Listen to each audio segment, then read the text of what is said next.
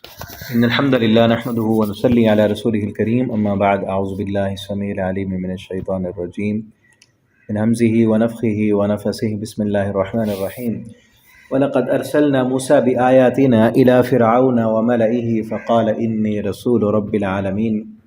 اور البتہ تحقیق ہم نے بھیجا موسیٰ علیہ السلام کو بآیاتنا اپنی نشانیوں کے ساتھ الی فرعون کے پاس اور اس کے سرداروں کے پاس۔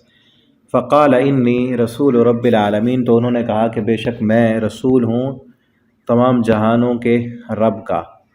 فلما جاءہم، پھر جب آیا وہ ان کے پاس بآیاتنا ہماری نشانیاں لے کر، اذا ہم منہا یضحکون، تو وہ اچانک ان نشانیوں کا مذاق اڑانے لگے۔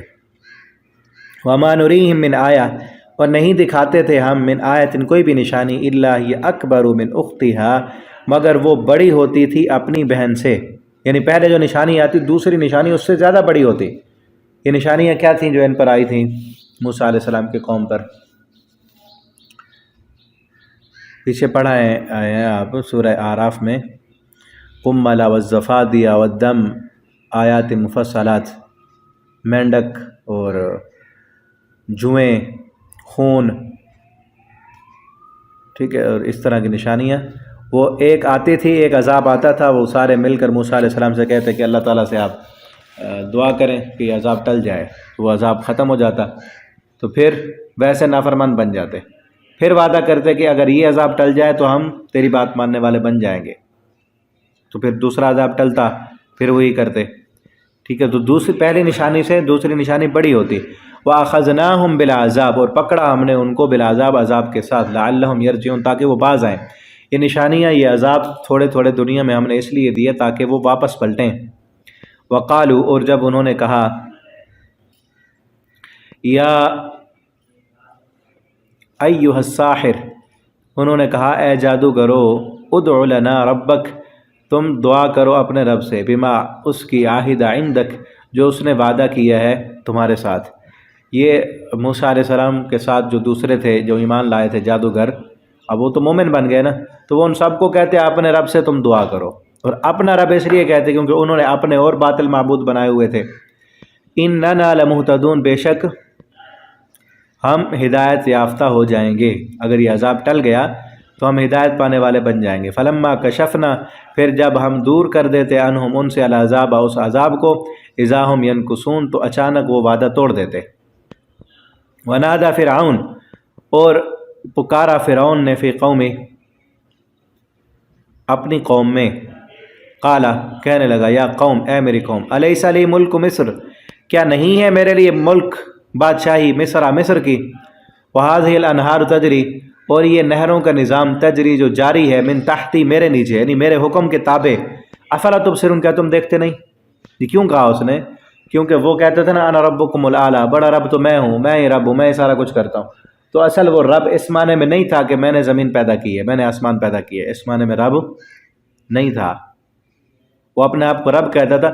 لوگ باقی اس سے بڑی عمر کے بھی تو اس وقت لوگ ہوں گے نا، بزرگ، جن کو فرعون کے پیدا ہونے کا بھی پتہ تھا کہ یہ فلاں کا بیٹا ہے، فلاں کا نسل ہے، اور یہ جب نہیں تھا تب بھی یہ دنیا تھی، تو اپنے آپ کو رب اس معنی میں نہیں کہتا تھا کہ میں نے زمین پیدا کی یا میں نے آسمان پیدا کیا، بلکہ رب اس معنی میں تھا کہ کنٹرول میرا ہے۔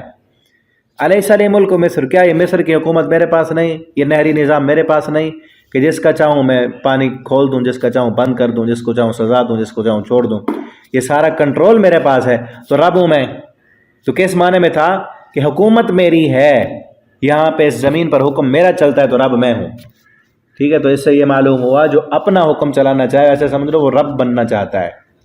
جس طرح اس وقت ہمارا اس دور میں جمہوریت جو ہے، یہ اپنا قانون نافذ کرنا ہے، اپنا قانون بنانا ہے، اور ووٹ دینے کا مقصد یہ ہے کہ قانون سازی کا اختیار دے رہے ہیں ہم ان کو، اور وہ پھر جا کر ادھر اسمبلی میں بیٹھ کر جو بھی قانون بنائے وہ منظور ہوگا، تو یہ بھی رب بنانا ہے، ٹھیک ہے۔ اللہ فرماتا ہے قرآن میں، الا لہ الخلق والامر، الا لہ الخلق والامر، خبردار، مخلوق اللہ کی تو حکم بھی اللہ کا۔ اور یہ جمہوریت والے کیا کہتے ہیں، زمین ہماری، ملک ہمارا، لوگ ہمارے، تو حکومت بھی ہماری، ٹھیک ہے۔ تو یہ غلط ہے، اور یہ اپنے آپ کو رب بنانا ہے۔ ام انا خیر، کیا میں بہتر ہوں من ھذا الذی، اس بندے سے ہوا مہین جو حقیر ہے، ولا یکاد، نہیں ہے قریب، یبین کہ وہ واضح کر سکے بات۔ موسیٰ علیہ السلام پیچھے گزرا ہے نا، موسیٰ علیہ السلام نے کہا تھا اللہ میری زبان میں نا تھوڑی لکنت ہے، میں اپنی بات کو صحیح واضح سمجھا نہیں سکتا۔ رب اشرح لی صدری ویسر لی امری واحلل عقدۃ من لسانی یفقہوا قولی، ٹھیک ہے۔ تو اسی کی طرف اشارہ کرتے ہوئے فرعون نے کہا کہ یہ بندہ جو حقیر ہے اور اپنی بات واضح نہیں کر سکتا، فلولا القی علیہ، پھر کیوں نہیں اس پر نازل کیے گئے اسورۃ، کنگن من ذهب، سونے کے، اس کو پھر سونا دنیا کی بادشاہ دولتیں کیوں نہیں دی گئیں؟ او جاء معه الملائکۃ مقترنین، یا آتے اس کے پاس، یا کیوں نہیں آئے اس کے پاس ملائکۃ، فرشتے، مقترنین، جو اس کے ساتھ مل کر رہتے، اس کی تائید کرتے۔ فاستخف قومہ، تو ہلکا جانا ان کو ان کی قوم نے، فاطاعوا، اور انہوں نے اس کی بات مان لی، انہم کانوا قوما فاسقین، بے شک وہ تھے قوم نافرمان، وہ سارے نافرمان لوگ تھے۔ فلما آسفوا انتقمنا منہم، پھر جب انہوں نے ہمیں غصہ دلایا، انتقمنا، تو ہم نے انتقام لیا ان سے، فاغرقناہم، اور ہم نے غرق کر دیا ان سب کو، اجمعین، سب کے سب۔ فجعلناہم سلفا، اور ہم نے بنا دیا انہیں سلفا، کہانیاں، افسانے بنا دیا ان کو، ومثلا، اور مثالیں، للآخرین، پہلے لوگوں کے لیے، پیچھے یعنی آخرین ان کے بعد میں آنے والے لوگوں کے لیے کہانیاں بنا دیا۔ آج ان کی عبرت، آج بھی وہ موجود ہے نا، فرعون کی جو ہے جسم باقی ہے، اس کی لاش پڑی ہوئی ہے، اور اس کے ساتھی جو دوسرے تھے ان کی بھی لاشیں وہاں احرام مصر میں پڑی ہوئی ہیں، مصر کے عجائب گھر میں۔ اور کیا ہے وہ دنیا کے لیے عبرت ہے کہ یہ بھی تھا جو اپنے آپ کو بڑا سمجھتا تھا، متکبر تھا، اور جو بھی اس کے خلاف ہوتا اتنا قوت اور طاقت تھی کہ اس کے ہاتھوں اور پیروں میں میخیں گاڑ دیتا۔ آج بھی کہتے ہیں نا ظلم ہے، شدت ہے، فلاں ہے، ہمیں بولنے نہیں دیا جاتا، ہمیں ہمارا حق نہیں دیا جاتا، لیکن اتنا تو نہیں ہے نا کہ وہ تو اس کے خلاف جو بھی ہوتا اس کو مروا دیتا تھا۔